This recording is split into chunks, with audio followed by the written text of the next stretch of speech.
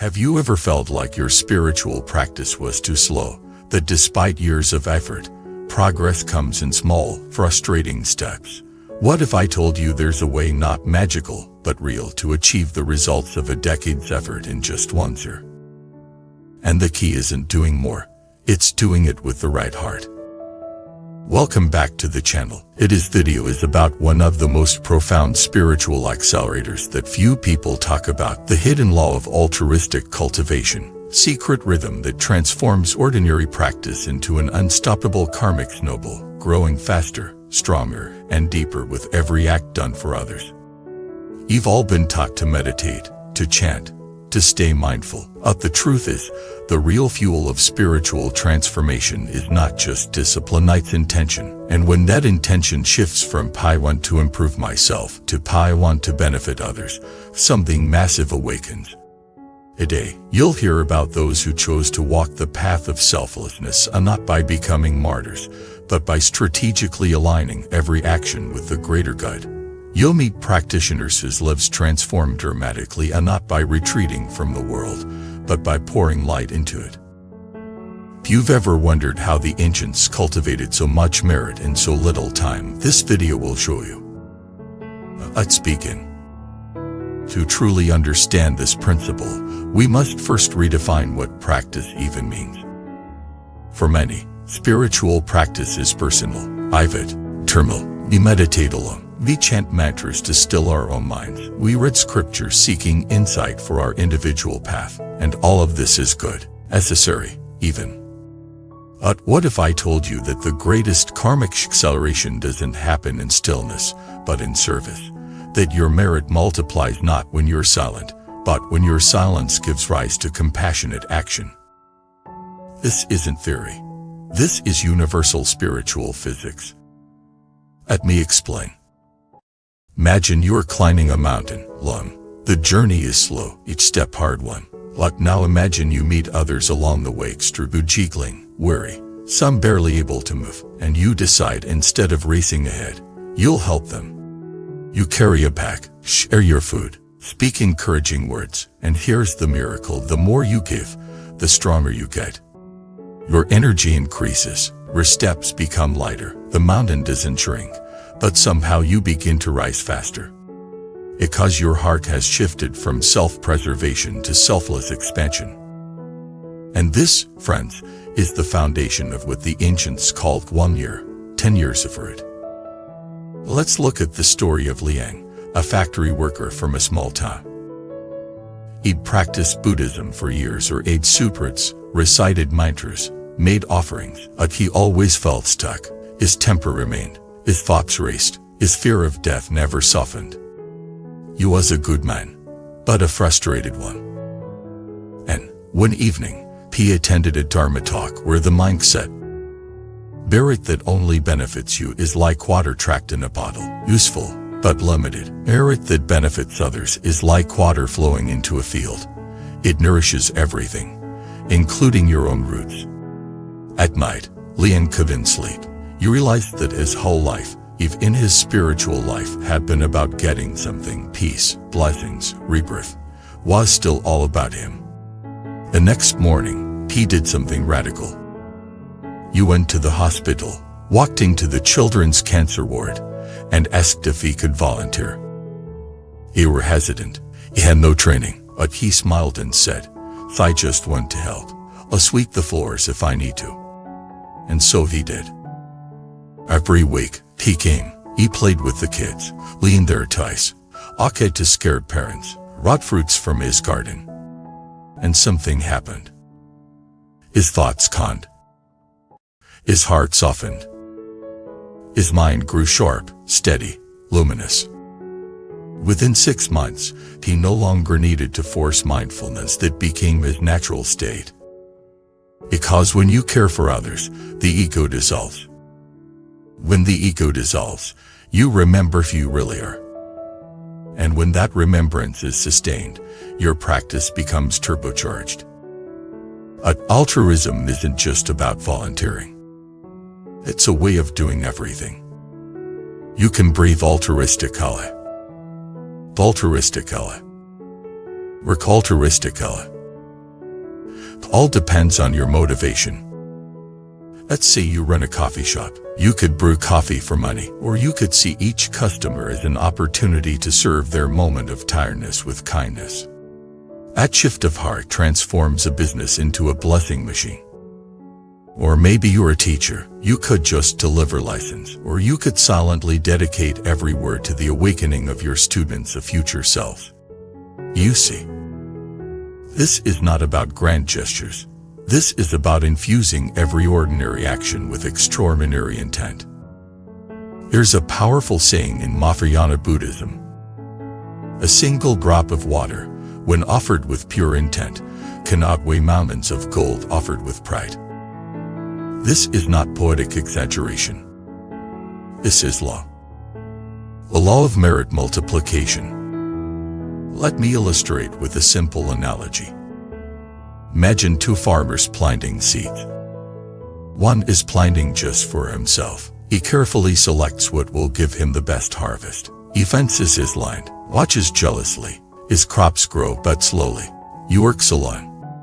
The other farmer, he invites others to share the land, teaches them how to plant, gives away half his seeds, helps water the neighbor's garden. People begin to help him in return, share tools, defend the fields from pests. His harvest is abundant, and not because he worked harder, but because he worked from a place of shared upliftment. This is the secret. When you practice for yourself alone, you gain drops of merit. When you practice for the world, you unleash spiritual floodwaters. Let's go deeper.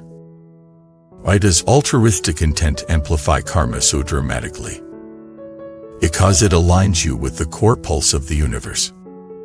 Look at nature. Trees don't eat their own fruit. Rivers don't drink their own water. The sun doesn't shine just for itself. Everything in nature gives, and in giving, it thrives. When you act from this natural flow, you're no longer pushing against karma, you're serving it. You've entered the slipstream of Dharma itself. And that momentum builds faster than anything self-centered effort could ever create. But let's not pretend this is easy. Altruism, at first, feels unnatural, especially when life has taught us to protect, defend, and acquire. It takes courage to open your heart in a world that often seems indifferent. But every great spiritual leap begins with trust. Trust that giving doesn't deplete you. Trust that love doesn't weaken you. Trust that what you send out is not lost. It circles back tenfold. Let me share the story of a woman named Chu Tu. She was Woodidian, raised 2 children alone, worked 2 jobs, always tired, always behind. Yet she made a vow. Every night, she would recite the great compassion mantra, not for herself, but for the suffering of all single mothers. Sometimes she could barely keep her eyes open. Sometimes she cried halfway through, but she never stopped. And years passed. Her children grew into kind, strong adults. One became a nurse, the other, a volunteer for disaster relief. When asked why they chose those paths, both said, "We don't know. It just felt right." But we know. Their mother's prayer shaped their hearts. And her practice, which looked small from the outside, echoed across generations. This is what we mean when we say, "But karma rolls and gathers. What begins as a whisper becomes an avalanche of healing." Let's return now to the heart of this message. You don't need more time. You need more intention. In your actions arise from the wish to benefit others. You are no longer working alone. We're co-creating with the universe, and the universe does not ignore that kind of resonance. It moves mountains for it. But maybe you're wondering, what if I don't have time to volunteer? What if my life is already too full? That's the beauty of this teaching. Altruistic practice doesn't require you to change your schedule. It asks you to change your motivation. Here's how you begin right now. While cooking, silently offer the meal's energy to those in need. While driving, dedicate your calm to those stuck in stress. While suffering, pray that your pain helps reduce someone else's. While succeeding, ask that your joy uplifts those in despair. Exit. O robes required, or retreat center, show us a shift of heart.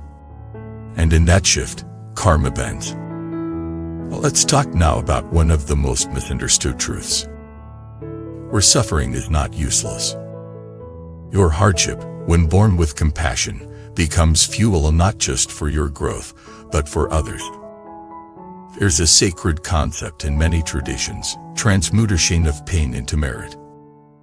It means that when you face difficulty with the wish that no one else suffers the same, that suffering becomes medicine. It transforms, becomes light. This is not abstract. This is why people who have survived great loss often become the greatest healers. Why those who've been silenced become the strongest voices for justice. Why the lonely write the most beautiful love poems. Because pain, when offered with open hands, becomes power. So don't wait to be healed to help others. Help others, and healing will find you. Let's conclude with a final reflection. You may not have riches. You may not have fame. But you have the one thing that builds spiritual wealth faster than anything else. A sincere heart that wants to help. And that heart is enough to awaken the universe. Every time you show kindness, even unseen, a seed is planted. Every time you act for others, even in silence, a star is born. Every time you suffer with love instead of bitterness, a new world is written. This is how 1 year becomes 10.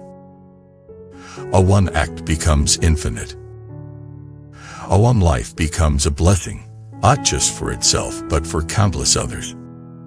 So I ask you, what is one thing you can do this week to benefit another, without expecting anything in return? Maybe it's a prayer. Maybe it's a kind word. Maybe it's forgiving someone who will never say sorry. Whatever it is, do it. And dedicate it. May this small act serve the healing of all beings. And trust. Because that single sentence, said with your whole heart, travels farther than you could ever imagine. This video moved you. Please take a moment to share your story in the comments. Is helping others helped you? What is one vow you'd like to make, starting today? Have you experienced the miracle of karmic momentum? We're building more than a channel here. You're building a community of living light. And we need your light in it. So if you haven't already, please subscribe, like the video, turn on notifications, help us keep spreading messages that matter. Because the world doesn't need more knives. It needs more hearts like yours. Thank you for watching this video. May your practice overflow. May your karma roll like a snowball of light. And may your year become a blessing for generations to come. Before you leave, here's something special. In Buddhism, we believe that every encounter carries a deeper meaning. Would you like to discover your true soul connection, the one written into your destiny? Take the Soulmate Test today and unveil the hidden truths of your journey. Click the link below and begin your path now. http://soulmate. You wisdom more, come, white.